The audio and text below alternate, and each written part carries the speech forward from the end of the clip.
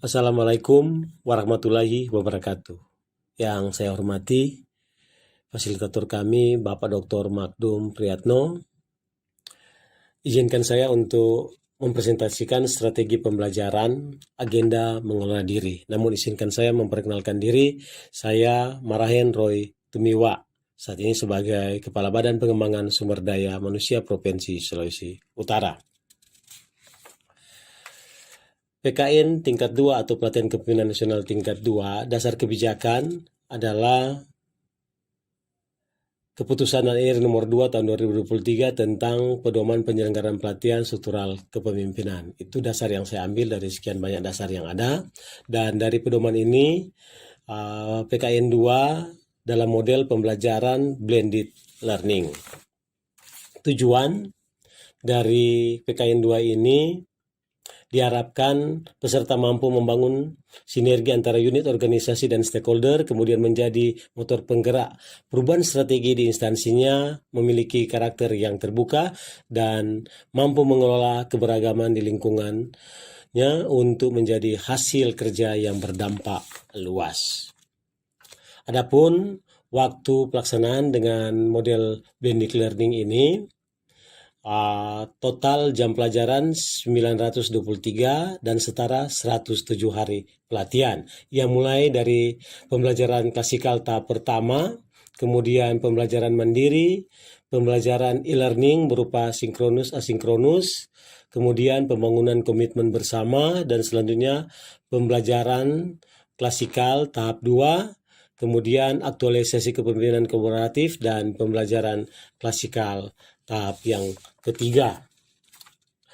Selanjutnya, agenda mengolah diri ini merupakan termasuk dalam kelompok materi inti yang terdiri dari dua mata pelatihan. Pertama, energi kepemimpinan, dan kedua adalah integritas kepemimpinan. Dan selanjutnya, maksud materi ini diharapkan akan membekali peserta dengan kemampuan penguasaan diri untuk mengembangkan kepemimpinan strategis yang berintegritas dalam membangun pemerintahan yang bersih dan akuntabel yang didukung dengan energi kepemimpinan. Perlu dijelaskan bahwa agenda mengolah diri ini dilaksanakan di awal agenda-agenda lain karena didasari bahwa untuk dijadikan dasar dalam rangka memayung keseluruhan aktivitas program pembelajaran selama PKN itu berlangsung, dan juga disadari bahwa untuk membantu dalam peserta mengikuti pembelajaran dalam agenda-agenda yang lain, serta untuk memberikan mendasari perilaku-perilaku dan pemikiran para peserta. Selanjutnya, pembelajaran agenda 2 ini dimulai pada hari kedua, kemudian hari ke-6, hari ke-12, hari ke-13, dan hari ke-37. Adapun pokok materi energi kepemimpinan terdiri dari tiga pokok materi, yaitu pertama pemetaan sikap perilaku kepemimpinan dan strategi pengembangan potensi diri, kemudian konsepsi diri, dan teknik pengelolaan energi dan penguatan potensi diri.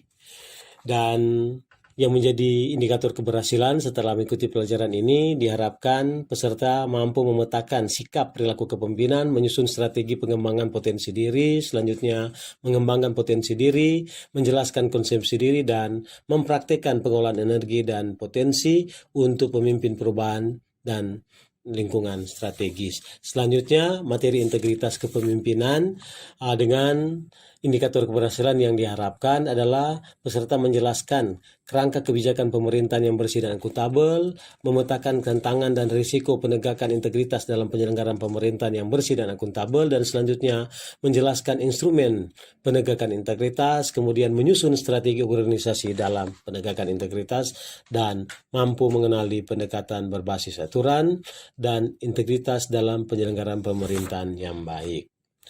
Kemudian, strategi delivery pembelajaran yang saya buat dalam rangka kegiatan pembelajaran ini dimulai pada hari ke-12 sebagai pertemuan yang pertama, yaitu pembelajaran sinkronus 4JP, yang diawali dengan perkenalan singkat, kemudian overview keterkaitan dengan agenda 1, dengan agenda 2 dan agenda 3 serta agenda 4, kemudian pendalaman mata pelatihan energi kepemimpinan serta isu strategis dengan memilih sampel-sampel dari esai yang dibuat oleh para peserta serta memberikan feedback dan kemudian menjelaskan tugas individu untuk pertemuan ke-13 pada hari kedua.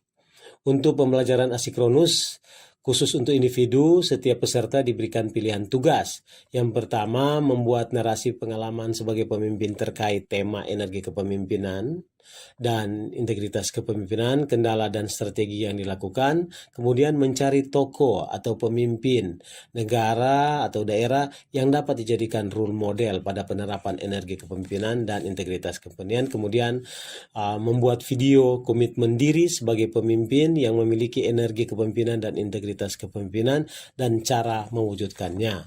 Sedangkan untuk kelompok, yaitu peserta dibagi ke dalam 3 kelompok. Kemudian kelompok menetapkan kasus isu strategis yang diambil dari salah satu peserta kelompok. Kemudian peserta kelompok dengan esai yang ada menganalisa tentang isu-isu yang terkait dengan energi kepemimpinan dan integritas kepemimpinan. Kemudian merumuskan alternatif strategis untuk meningkatkan energi kepemimpinan dan integritas kepemimpinan. Media yang digunakan adalah Zoom, Meeting, Cloud, kemudian petunjuk tugas dan video serta leto. Pada pertemuan kedua di hari ke-13 ini kegiatan sinkronus, yakni pembelajaran dilakukan dengan pendalaman mata pelatihan energi kepemimpinan dan integritas kepemimpinan, kemudian presentasi tugas individu, diambil sampel beberapa dan tentu diberikan feedback atas presentasi tugas yang dibuat. Kemudian selanjutnya presentasi tugas kelompok dan pemberian feedback atas presentasi dan tugas kelompok tersebut serta menjelaskan untuk penyelesaian tugas-tugas individu yang harus diselesaikan untuk dipresentasikan pada hari ke-37 atau pertemuan ketiga. Kemudian untuk asinkronus, yaitu penugasan individu, yaitu melakukan analisis video atau artikel isu kontemporer yang berkaitan dengan energi kepemimpinan dan integritas kepemimpinan. Selanjutnya, hasil tugas harus dimasukkan sebelum pertemuan ketiga dimulai. Sedangkan kelompok, di mana kelompok sudah dibagi 3 dan memilih salah satu video atau artikel peserta dalam kelompok untuk diselesaikan dalam tugas. Kemudian hasil tugas kelompok itu diupload ke LMS paling lama sebelum pertemuan yang ketiga dimulai dan tugas dipresentasikan pada hari yang ketiga. Untuk pertemuan ketiga yaitu pada hari ke-37, yakni presentasi tugas individu yang diambil beberapa sampel dan tentu memberikan feedback. Kemudian yang kedua, presentasi tugas kelompok dan juga memberikan feedback. Kemudian yang ketiga, membuat simpulan akhir pembelajaran agenda mengelola diri. Dan selanjutnya pada akhirnya di tahapan terakhir, peserta membuat deklarasi bersama dan juga deklarasi atau komitmen diri tentang bagaimana komitmen menjadi pemimpin berintegritas dan tidak korupsi. Kemudian untuk contoh tugas ini ada di lembar berikut ini dan dapat dilihat yang bagaimana untuk membuat narasi pengalaman sebagai pemimpin dengan menerapkan energi kepemimpinan, selanjutnya integritas kepemimpinan, dan kemudian sistematika untuk tugas, kemudian disiapkan bahan presentasi dalam bentuk PowerPoint, kemudian hasil tugas diupload ke portal yang ditentukan oleh penyelenggara dan kemudian menyiapkan diri untuk mempresentasikan pada pertemuan selanjutnya peserta sebagaimana yang sudah diatur. Demikian yang dapat saya sampaikan dan selanjutnya sebelum saya tutup, izinkan saya membawakan satu pantun. Indahnya lautan tidak seindah dirimu. Manisnya gula tidak semanis dirimu. Pemimpin berintegritas itulah dirimu. Tidak korupsi, banggalah kami pengikutmu. Demikian, terima kasih. Wabillahi taufiq wal hidayah. Wassalamualaikum warahmatullahi wabarakatuh. Shalom.